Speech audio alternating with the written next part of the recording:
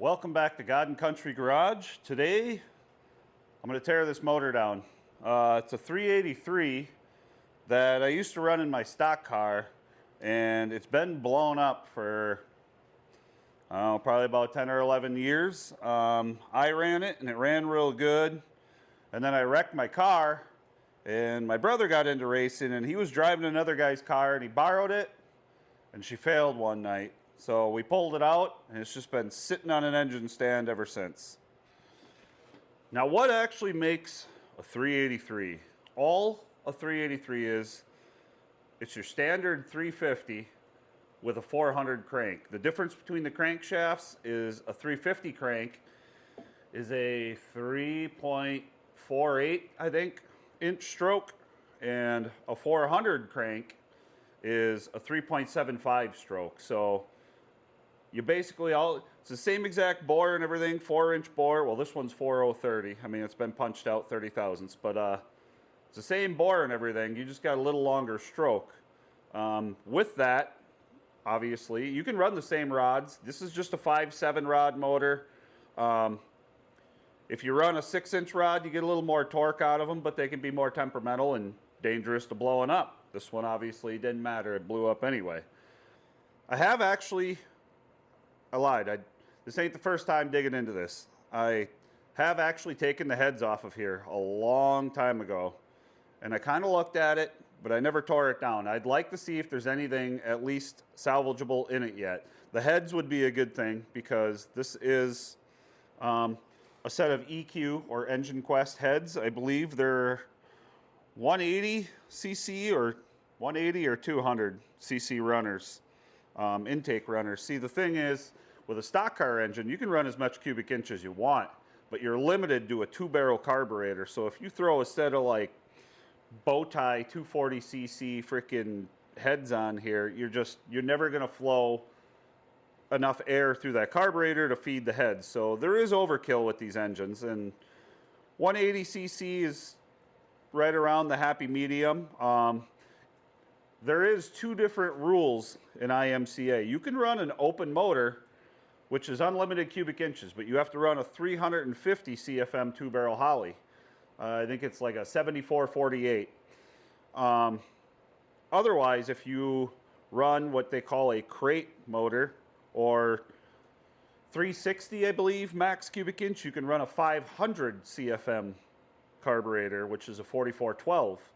And those lately have caught on like fire. There's guys just putting tons of money into them engines. That's one of the main reasons I got out of racing. I just got priced out of it. With that being said, I like open motors. You know, open motors save lives. At Super Nationals last year, the guy that won, I believe he was running an open motor, and he was like one of the only guys there running an open motor. He had a lot of money in it, but it kicked butt. Obviously, the intake is off. We can run aluminum intake. I had an Edelbrock IMCA legal intake on here.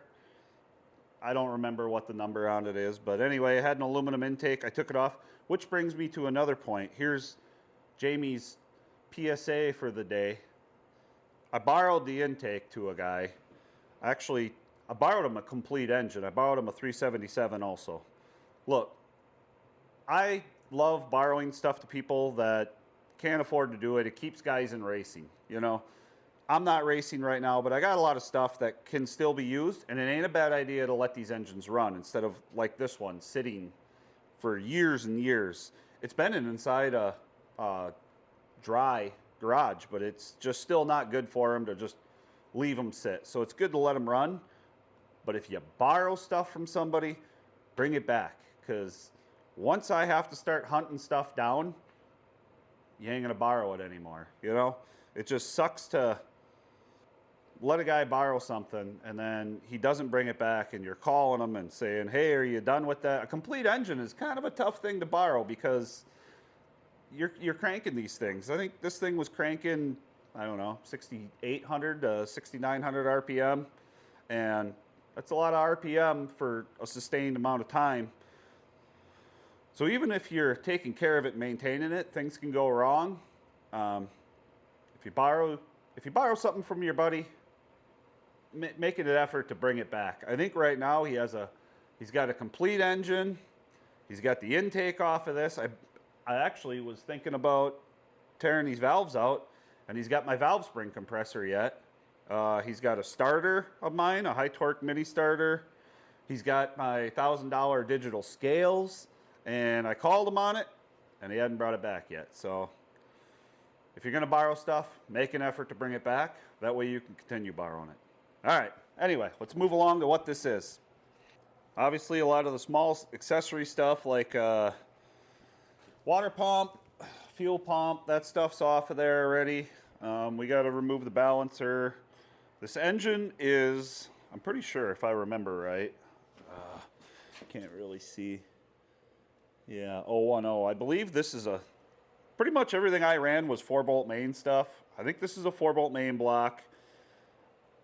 I don't remember exactly what pistons are in it, but I'm pretty sure it's got a scat crank, which isn't an incredible crank. It's a budget build type crank.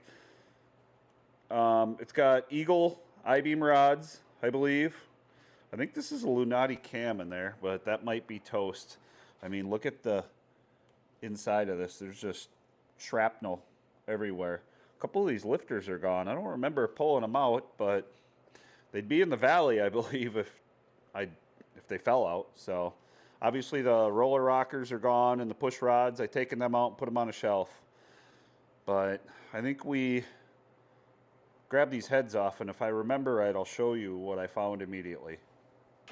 Oh man, I ain't ready for this. I do remember we had to run iron heads, no aluminum heads. Gotta run iron heads. She's caught up on the pin. I wish the rockers were on here. It makes it easier to pull off. All right, struggling. We're riding the struggle bus today.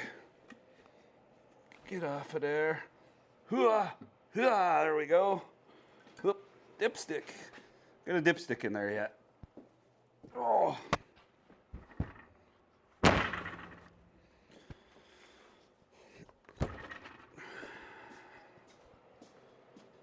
This wasn't even the problem side, if I remember. Yes, it's this side. All right, see if I can get this head off. Oh, come on. There we go.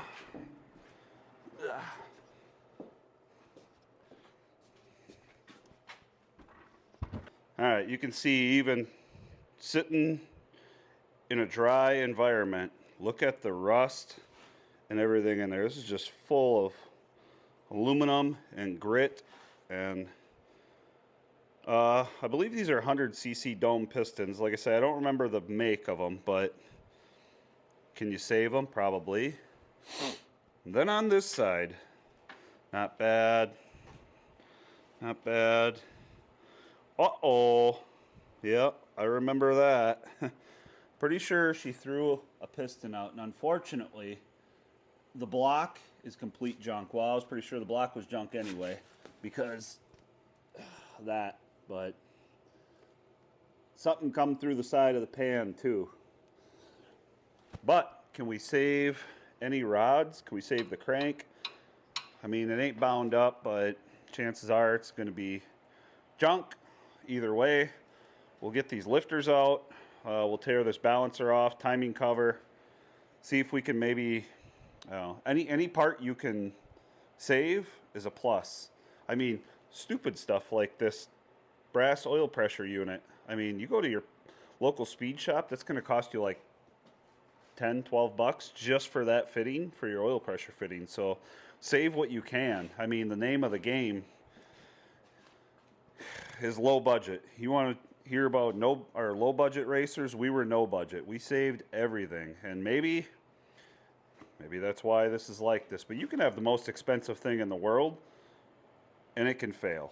So it's just when you get to like high RPM engines like pistons, unfortunately, after so many years, they're a consumable item. You know what I'm saying? You can rebuild this thing all you want. Pistons will fatigue, and they will fail.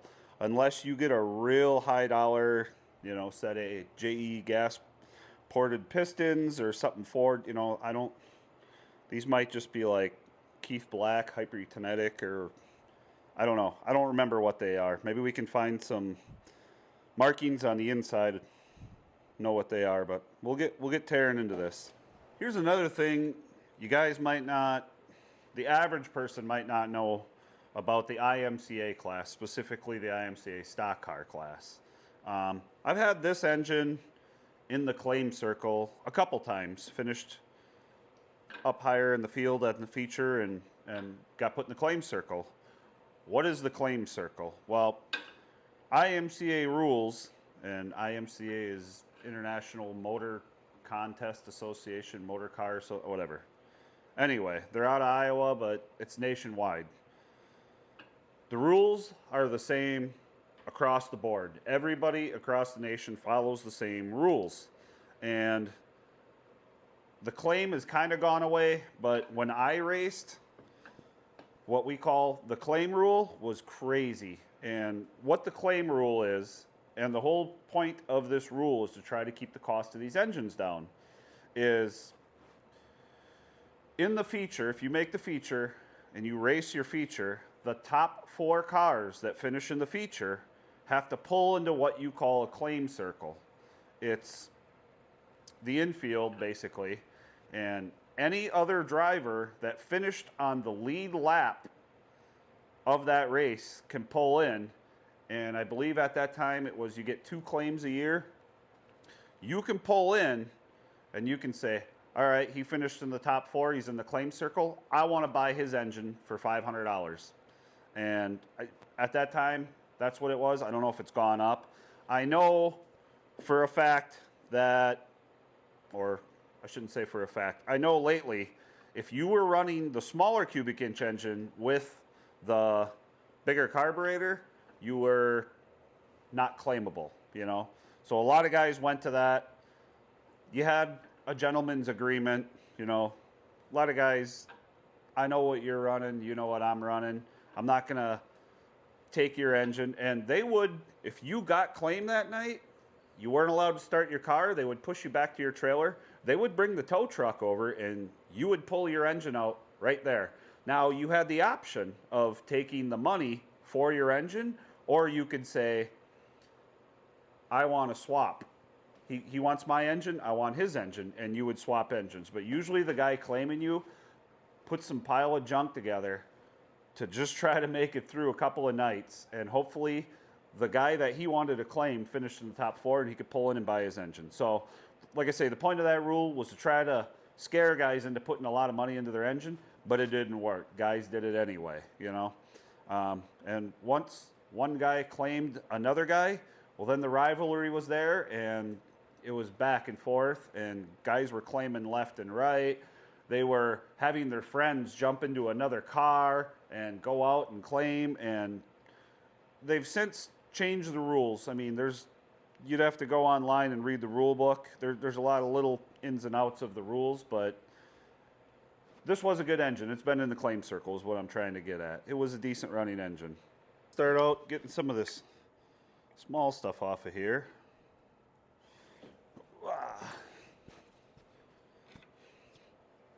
Oh, that's tight yet. Like I said, this is your oil pressure fitting. I always ran a braided line off of this fitting. You didn't really run many gauges. It wasn't like a normal car where you had a speedometer and, you know, you ran water temp, oil pressure, a couple of brake bias gauges, and attack. And some guys didn't even run attack. They could just kind of tell what they were running. I'm gonna need a pliers to get them lifters out.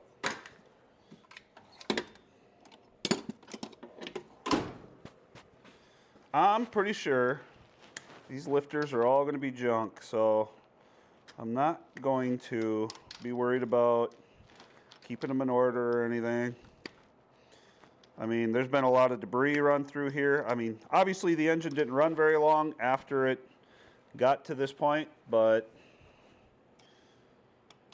why would you run, see, like that one? That one's got something down in that bore.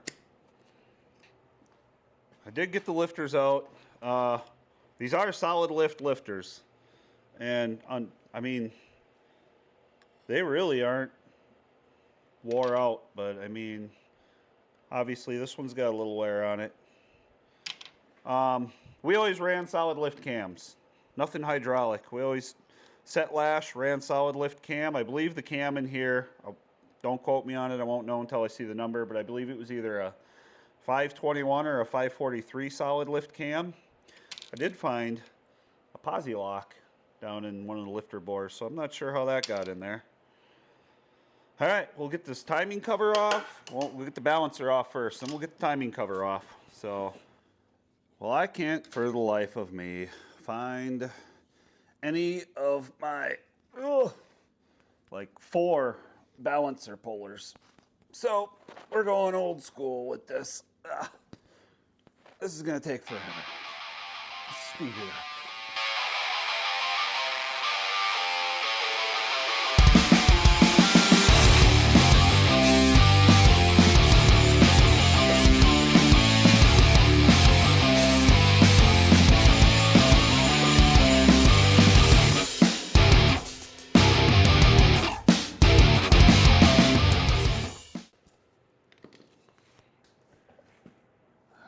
Uh-oh.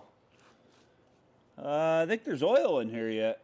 I thought I drained it, but I guess not. So we'll probably do that next. There are some, pretty sure that's part of the piston there. Okay, well, we'll get a pan and drain this. Gotta admit, my oil pan's getting a little full. Better, I have to have a campfire here. I mean, recycle it responsibly. That's what I meant. Oh man, am I rounding this off? How tight is this thing? Golly. Wow, for cripe's sakes. Alright, so I'm going to grab a wrench, like I was originally going to do. Or a socket, whatever. Let's see. 9. Try a 9. That's it.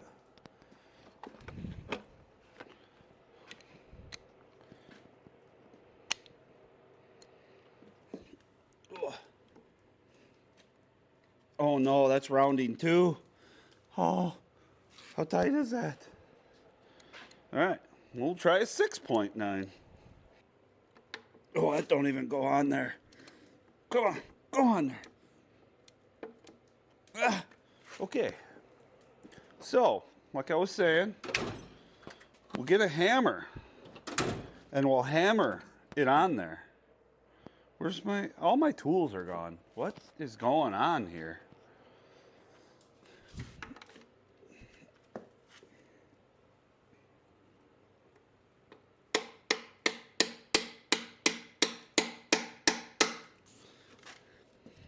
Please turn. Oh no. I gotta get that on there better now.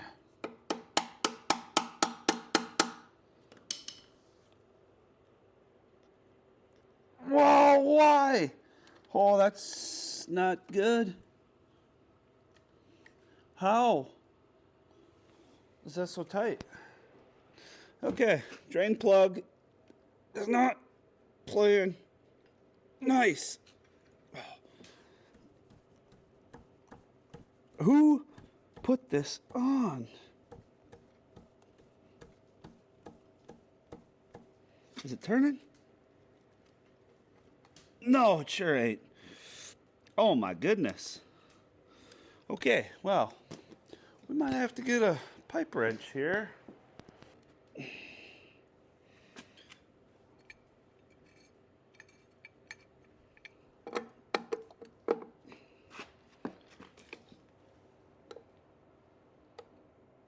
Oh my goodness.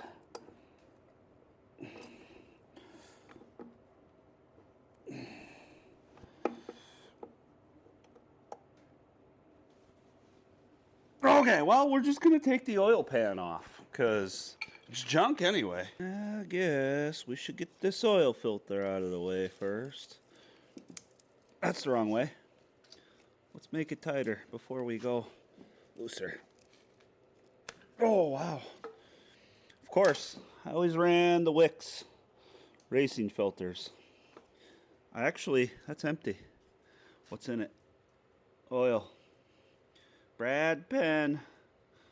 All right, anyway, I actually ran a Fram filter one time, and every time I hit the gas, the oil pressure would go down, which is opposite what usually happens. So, of course, I took the engine back out, pulled it apart, had it spread out on the workbench, bearings out, everything, looking for a spun bearing, couldn't figure it out.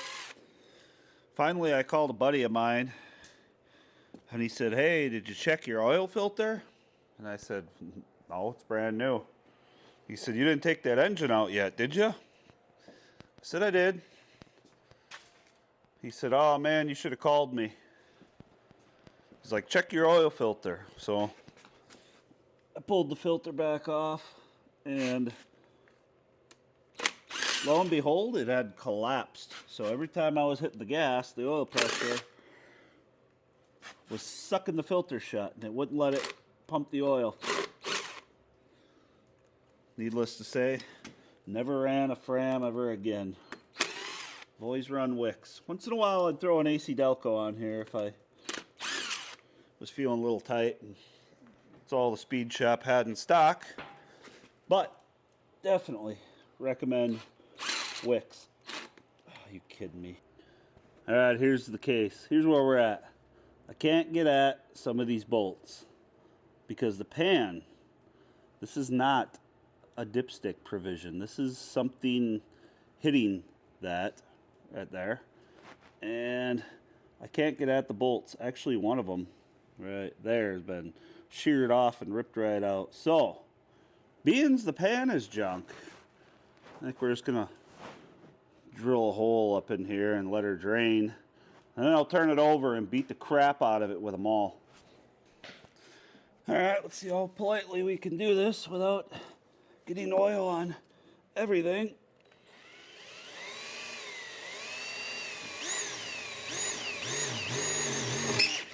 Oh no, oh that's not good.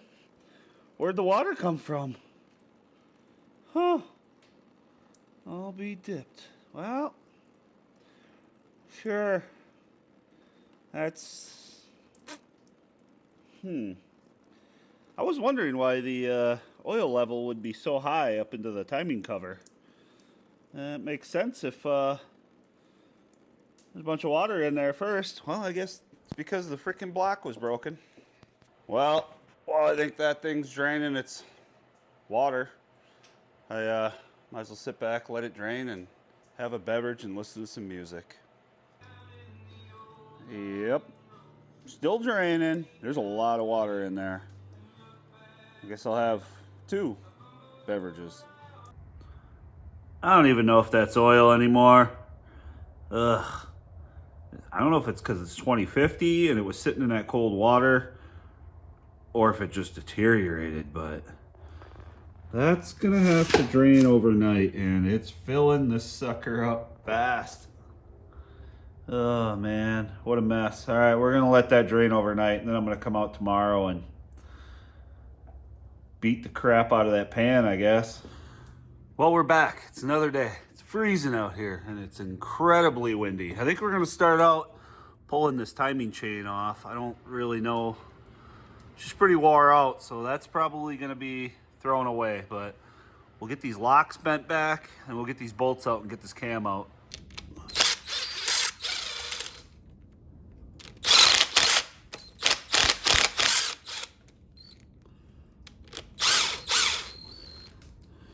Yeah, get that lock off.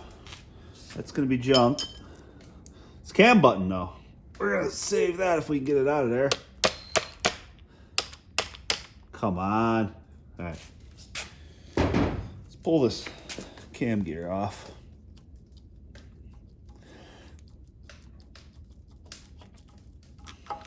There. I think this chain is gonna be wore out. We're gonna consider that no good no more. All right, let's see what we got. In case it isn't bad, I want to be careful taking it out. Ooh, that's first lobe's already pretty hammered on it.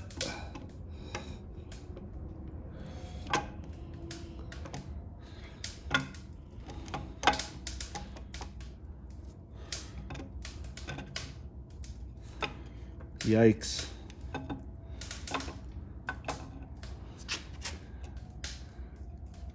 Okay. Well, I'm not sure. This cam might not be any good because she got a little beat up. But we'll save it just in case. Man, that wind is making it smoky in here. All right, let's try to roll this over. Oh, yeah. Hopefully all the water and oil is mostly out of it. Oh, I hear parts. Okay. All right. Now, you can see some of these bolts better. Here, let me show you. This is what I'm talking about.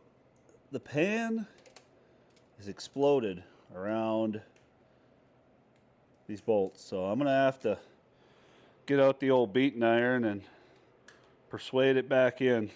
I don't know if there's any gentle way of doing this, but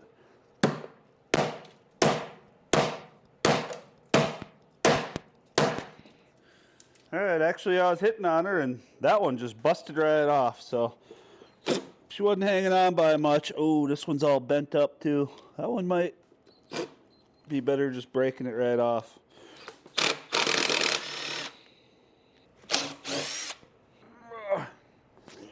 Yeah.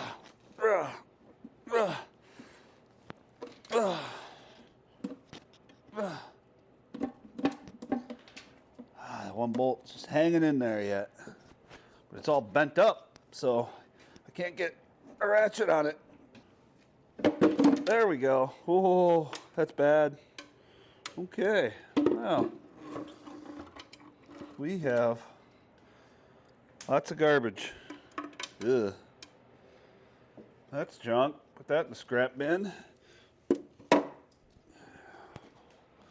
Man, there's just oil rings, piston rings. Oh, where's the guy start? Look at all this piston in here. Ooh, I think we're gonna have, is that the bad rod? No, that was the good, one of the good ones. Used to be good. There ain't gonna be anything left of this. It's got bad bearings and everything. Let's show you what I'm talking about here. You can kind of see there's a lot of discoloration in here. Looks like the bearings are coming out. That rod right there is cooked. You can see it. It's not even the same color anymore. Oil pump. Yeah, you can pull them apart and clean them. I don't know how confident I would be. This is an expensive little part, actually, this oil filter housing, so we're going to save that. Let me pull this pump off, and we'll start pulling rods, I guess. Ooh. Parts on there. Come on. There. Chunk of piston. We're just going to go straight to the parts washer with this. The pump drive shaft looks fine. I mean, I expected that to be all right. I mean, just look at this. There's like so much junk in here. It's just like a mountain of sludge and aluminum. It's not good. It's not a good thing. Okay, here goes. Let's start with the easy one. One that's busted already. Oop.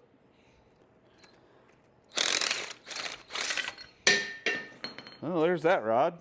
She toasted the bearings. Oh, and the rod's bent. Well, most definitely had a, I don't know if you can see that. Look at that rod. She's got her twisted up pretty hard. Well, my scrap pile will get a little higher. Ugh. It's a big old chunk of piston.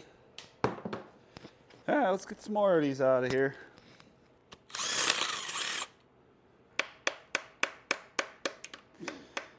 I would never recommend taking rod caps off with a ball peen hammer, but at this point, I don't know that it's going to matter too much.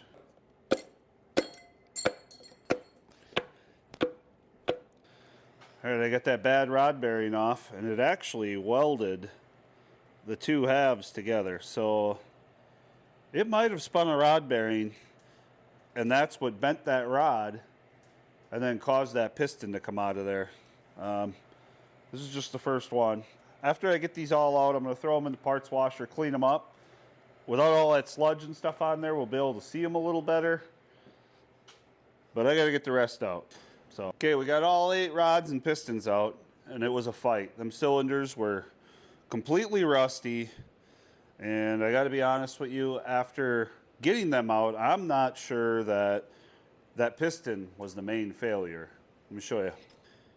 We've got 3 bearings here, and this one, other than the water droplets and stuff on it, it's got a little wear and it's got some witness marks on it, but you can see it's not completely shot. So this bearing was all right. This bearing, you see that? All the babbitt is coming off of it. And what is babbitt? Basically, these bearings, they're made of iron, steel, whatever. I think they're iron. They have a coating on them called babbitt. Babbitt is made out of copper, tin, and some other metal, I believe, that I am not sure I can pronounce. And the only reason they coat it with that is because of its low friction properties. This bearing, on the other hand, you can tell this bearing has spun. It is significantly hot, and it literally welded half of the other bearing and chewed it up. I believe it was on one of these journals, and I can feel grooves in there. It didn't completely eat the crank. All right, we're going to get this crank out. I got the rods and pistons and the parts washer frozen. Of course, my parts washer tank was frozen, so I got the heater on and it's thawing out, but when we get all that sludge and chunks of piston and crap like that cleaned off of them, we can look at them a little better and see if any of them are any good. I'm not very hopeful at this point, especially the ones with the spun bearings. Even though they weren't bent, you're gambling trying to reuse them. So let me get this crank out and we'll see what that looks like. Probably gonna have to wash that too. All right, I've had these pistons washed a little bit. Let's have a look-see. Ooh, it's warm in here. Oh, the lens is clogging up. Let's dump some of that water on there. Oop, and aluminum, I guess. There we go. Now you can kind of see what you're, oop, more aluminum. See what you're working with. You can at least look at it and see if there's anything wrong. I mean, some of these are going to be all right. Do you save them? I mean, I guess in an emergency, maybe you can make a full set if you find some more. I don't know. I'm going to get all these out. I'm going to get all these out of there. And then we're going to pull that crank. Ooh, there's one. Come on, get on there.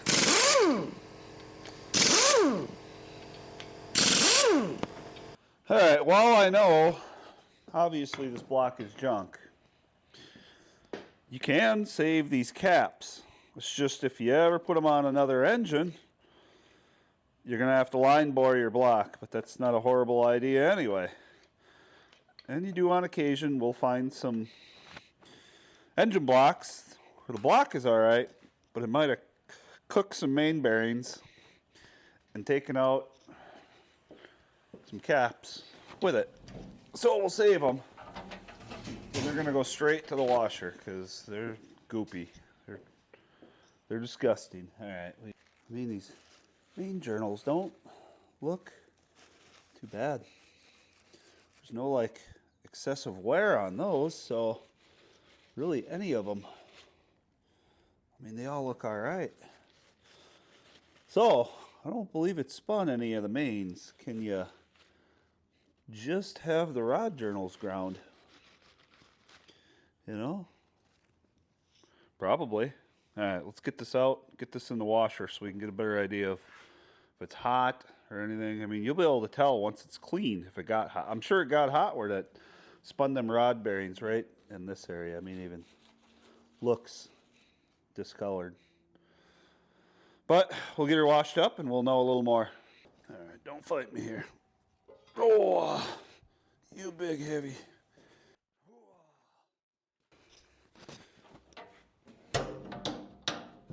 Close it. Heat. We'll set her for about a half hour.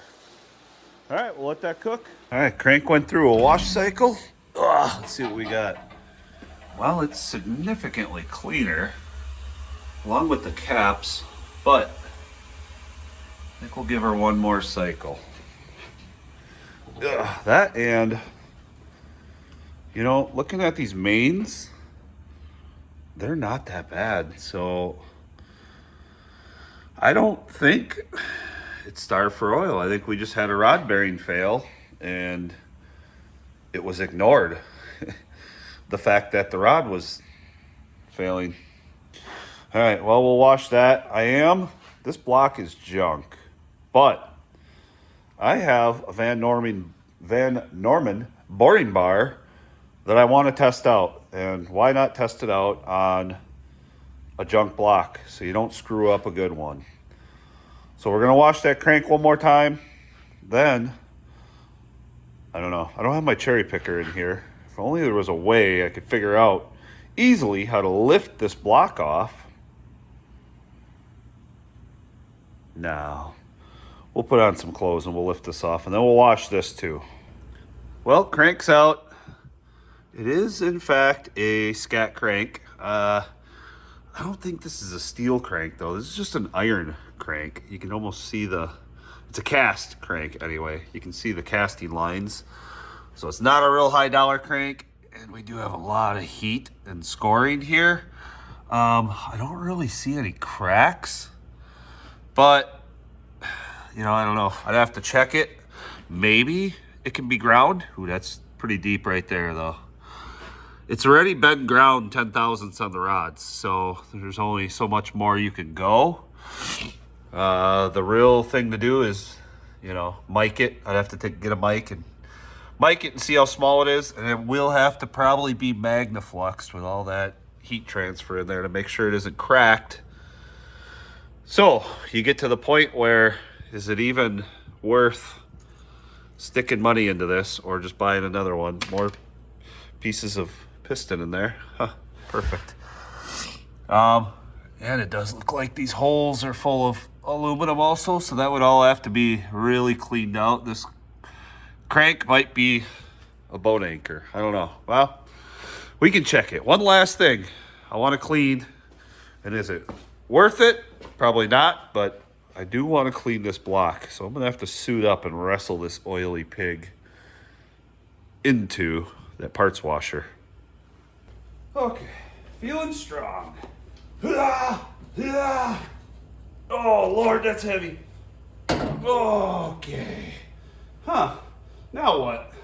Oh, okay. All right.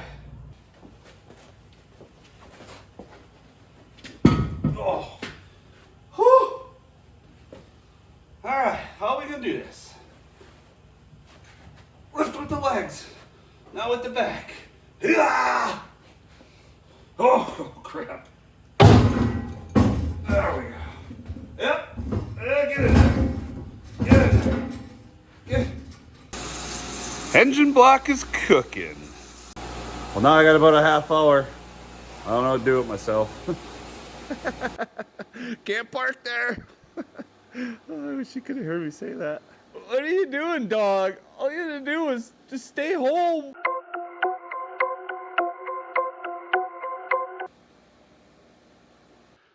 Well, the block's back out. It is remarkably cleaner, but remarkably still blown up. So, what do? Like I say, this is going to be a test dummy for that boring bar I got. Other than that, I don't think there's a lot we're going to be able to do. These heads, I believe, are fine. Actually, all the spark plugs are none of them are bashed. So the piston never hit the valves or anything. There's a little bit of debris in between the valves and the seats. So I got to pull the valves out, make sure the seats, at worst, I'm thinking they're going to need maybe a valve job. and some new valves, but these will be fine, which is nice. We're down minimum 2 rods and 1 piston. You know, I guess maybe they're worth keeping for a spare in case something like this ever happens again. Do you buy 2 new rods and make a set out of them?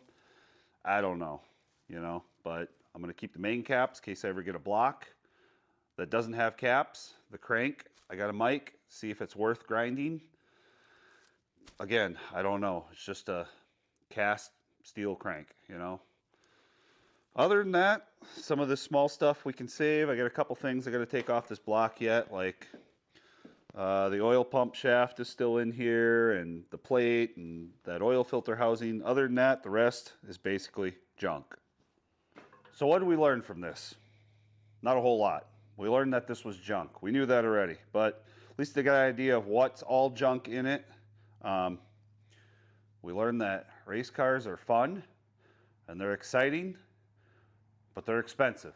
And at some point, something's going to fail, and they're going to self-destruct. So, in all seriousness, if you ever get a chance to do any form of racing, whether it's dirt track racing or any oval racing, drag racing, whatever, say somebody wants to let you borrow a car for a night and do it, you owe it to yourself to at least try it. It is one of the most thrilling things you can do.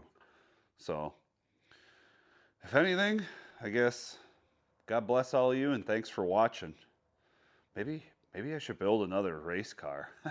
That would be a good idea. Yeah. Nope. Can't afford it. Got kids. Got animals. Oh yeah, house payment. Other junk to work on. Not enough room.